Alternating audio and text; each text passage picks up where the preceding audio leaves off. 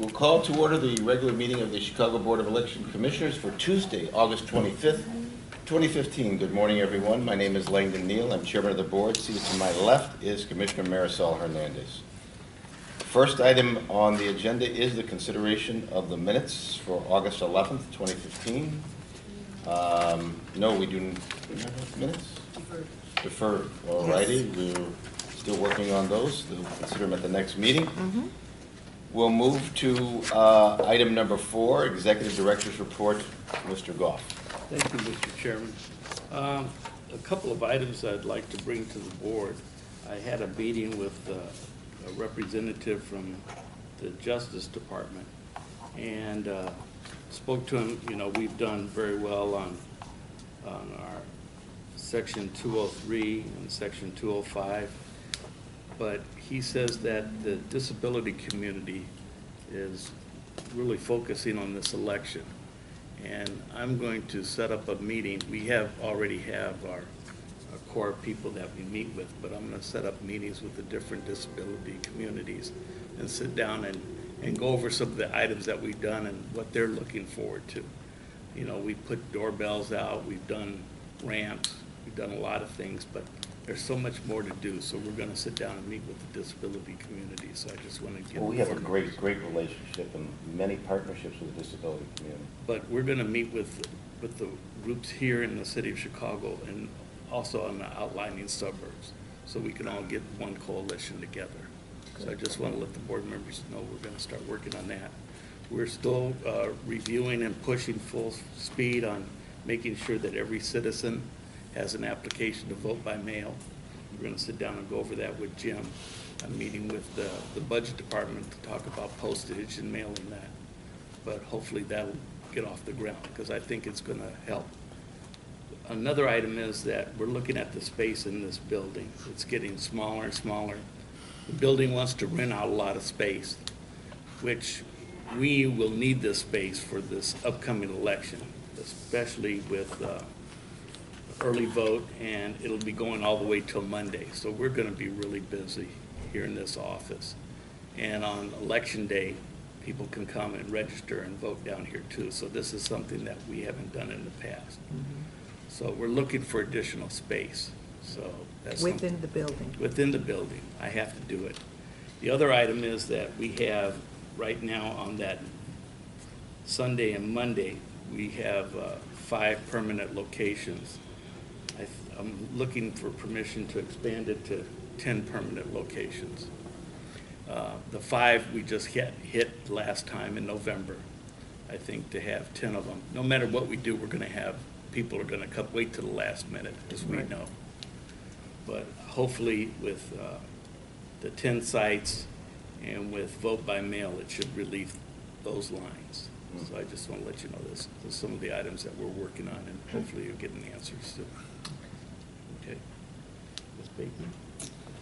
All right, any other questions from Mr. Goff? All right, Ms. Bateman. Good morning. Good morning. Just moving along. Morehouse is doing well. Yeah, just moving along with what needs to get done for next year. It's almost September, so it's crunch time. All right. Mr. Allen. Well, since our last meeting, after you approved the 2016 election calendar, we completed correspondence with all the elected officials. We also added that to the website. It's on the home page as well as under the For Candidates section and filing and information section of the website. So we're also working on the mass mailing design that Mr. Goff referenced. And the 2 options are to try to have one rather significant fold-out piece. We have to be quadlingual in every piece, and it would be a fold-out piece with a return, business return element for those who might want to use vote by mail. So we're thinking of either that or some kind of envelope that has 3 inserts, one with your canvas notice, one with your election notice with the basic information on your polling place and early voting, and then the vote by mail application. That would be more costly, but that may be the way to go. So that's what we're weighing right now. also working with vendors, having some meetings lately, Kelly and Al, others, Audra, on the electronic poll books and the refinements that we're looking to achieve there. Lastly, I think I've mentioned m.chicagoelections.com. It's hard to say after years of www. That's up and running. So the mobile version of the website. Oh, great. Excellent, excellent. That's good news. Oh, and lastly, we have contacted the Illinois State Board of Elections about the card activation system that we used in early voting. In our communication, and we also called over to let them know this was coming. We explained that the card activation is not part of the balloting equipment. It's akin to a judge making the selection of the ballot style, and the laptop then is doing the activating, which is basically picking the ballot style, and it's reduced greatly the number of human errors from the data entry process. So we explained that we use that only in early voting, and that if they want to test it, we're willing to bring it down to have them tested, assess it, certify it if they see the need. So we've heard no response. Okay. Keep us advised. Anything else for Ms. Bateman or Mr. Allen? Okay. We'll move to old business under infrastructure projects and changes in election administration. Other than our continue to work on electronic poll book. There is one item there. Okay. Audra Lewicki has been working with voter registration system vendor on developing a new communication system with the judges of election and the new election coordinators. They have to learn to use that term instead of polling place administrators. And I don't know if you want to go over that real quickly. Yeah. Good morning, Audra. Good morning. How are you? Fine, thanks. So I'm pleased to report to you on the progress that we're making towards launching the new online Chicago poll worker connection. So that's the name of this website that we're using, Chicago Poll Worker Connection. Currently, we're gearing up to send letters to the judges of election to ask them to update their email addresses so that we can then send them a link to the new system. The system itself will allow poll workers, so as Mr. Allen said, judges of election and then the new election coordinators to complete the process of filling out an application, registering for training, and then also receiving communication from the board online. We think this marks a major improvement for all of our poll workers to start using, to start renewing their application or create a new application with the board. Beyond the online application portion of it, we see benefits for both the users, so the poll workers, as well as the board. They'll be able to create a unique login so that they can then access the website and see their own personal precinct assignment. There'll also be a map so they can see where in the city, where in relation to their house it will be. They'll be able to then also select their training location as well as the date and time, given the availability of training classes, how many spots are open. And we think that this will greatly reduce the issues that we currently have where they're calling to reschedule because what we've assigned to them does not work with their personal schedules. We'll still allow them to reschedule once, same way. We'll also be able to send them reminders and important updates by email, so through this system as we get through training or we find something in particular we want to communicate with them about regarding their service. And this online system allows us to do that in a more timely manner instead of creating a letter, running it through the mail system. Right. Given that the board is demanding more and more use of technology from our judges on election day, I think that recruitment and training scheduling should mirror that. And I hope that this will bring our recruit and communication efforts in line with what we expect on election day. We're also hopeful this will allow community services staff as well as judge of election staff to spend their time doing other things like answering other phone calls, other questions, And then still doing data entry for the users who choose not to use the online system and still want to use a paper system. And if you have any questions, I'd be happy to answer them. That's great progress on that. Yeah. Congratulations. Thank you. And are we still working on maybe even considering in the future doing the training refresher courses online? Yes. Okay. We have online training. Yeah. We're already We do. doing? We Oh, have okay, an online great. training Great, system. excellent. And Good. There's a way to know that the training, the person completed the training Oh, online. That's what they've used for PPAs for many years. Yeah, I know the Was PPAs. online training as well as in-person training. So yes, you can date and time of when they were on it. They have to take tests and successfully pass the tests in order to complete the program, so yeah. And then we introduced it for judges in November as well as February to use as a refresher without payment, of course. But We used it for high school students for a while Yeah. too. Excellent. Good progress there, great. Thank you, Audrey. Electronic poll books, anything to report there other than what we're still looking at upgrades and refinements, is that right? Continue to meet. Right, we have a big meeting today after this board meeting. With the ES&S? Yes. Okay. All right, you'll keep us advised there. Yes. Voting equipment, is there anything to talk about there? I don't think so, right? Well, we did talk to the city budget department, and next year's going to be a tough year, so we're still looking at that. Okay. Legislation, Mr. Scanlon, anything to report there? Nothing to report, Mr. Chairman. Okay. Item 6, renewal of the contract with Mr. Goff.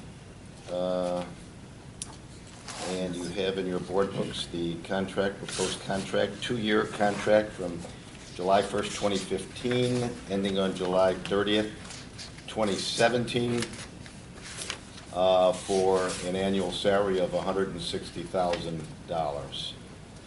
We are very fortunate to have Mr. Goff agree to re-up with us again. As I've said many, many times in the past, without a doubt, the #1 election administrator in the United States, and it's supported not just with my opinion, but with election jurisdictions all around the country who come to Mr. Goff as recognizing his 30-plus years of experience in the field. So it's with pride that I would ask the board to consider this. And I totally agree with everything you've said. The reason why the Chicago Board of Elections runs as well as it does is due to Mr. Goff and the way he handles the preparing for elections, the staff, and so with that in mind, I move to approve the agreement between the Board of Election Commissioners and Mr. Goff. I would second. Further discussion? Hearing none. All those in favor? Aye. That'll be the order. Thank you, Mr. Goff. Thank you, Mr. Chairman. Mr. Chairman, just to let you know, it's the staff that really does everything. Well- They really- The staff is only as good as his leader, so, That's but exactly what I was it's, going to say. It's the end of the road for this chairman, but I can tell you that for the 18 years that I've been here, I'm amazed at people who come around the country to view how we run elections. I mean, they come internationally from around the world to observe how we administer elections. All other jurisdictions look to you as a leader. It's really, I think it's a case of our home territory not even recognizing what a gem they have in you. Everyone else does across the country and around the globe, but sometime in your hometown it's hard to be as celebrated as you should be. Exactly. So I thank you for a great 18 years as executive director. So, and I know the staff, they're superstars also. Yep. Thank you. Okay. We have financial reports. You have in your book a list of vouchers for payment.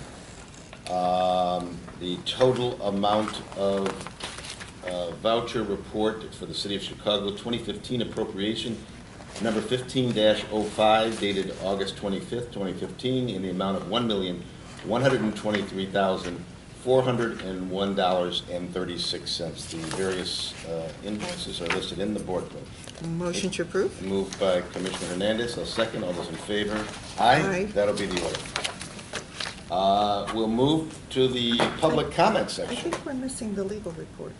Did I skip over that? We No, are. I just, It is. It's It's skipped omitted over. from, my error in omitting it from the agenda. oh, How it's could okay. you omit the legal status report? All I right, just we'll know overlook that it. Mr. Scanlon was working so hard. We'll overlook it. I Mr. Scanlon, apologize. legal status report. Sorry. I apologize. Okay. Mr. Scanlon, legal status report. I was hoping to kind of escape under the radar, but I'm caught. Two things. First of all, I'm pleased to report that the Circuit Court of Cook County granted motion of the board and the defendants in case of Marikis versus Patty Batista and Chicago Board of Election Commissioners. The court granted a motion to dismiss. It's been granted without prejudice, but they also dismissed the case for want of prosecution. The plaintiff did not file any kind of response to the motion to dismiss, nor did the plaintiff appear at the hearing scheduled for hearing on the motion to dismiss. So the matter has been dismissed for want of prosecution. So hopefully this is the end of this particular litigation.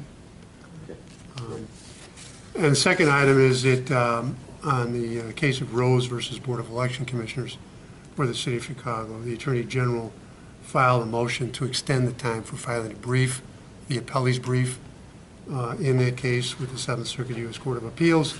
The motion was granted, and the court has set a new scheduled date for the appellee's brief, which is due now on September 30th of 2015, and the reply brief of the appellant, if any, is due October 14th, 2015. So I just want to keep you apprised of the schedule in that case. Thank you. And that's all I have to report. Okay, any other questions for Mr. Scanlon? No? All right, we will now turn to the public comment session. Anyone have anything for us today? No one? Okay. There is no need for an executive session, so I will accept a motion to recess till our next regularly scheduled meeting, September 8th. Tuesday right after Labor Day. All right, we'll just tentatively put it for September 8th at 9 o'clock. Motion to adjourn? Second, all those in favor? Aye. We stand adjourned. Thank you.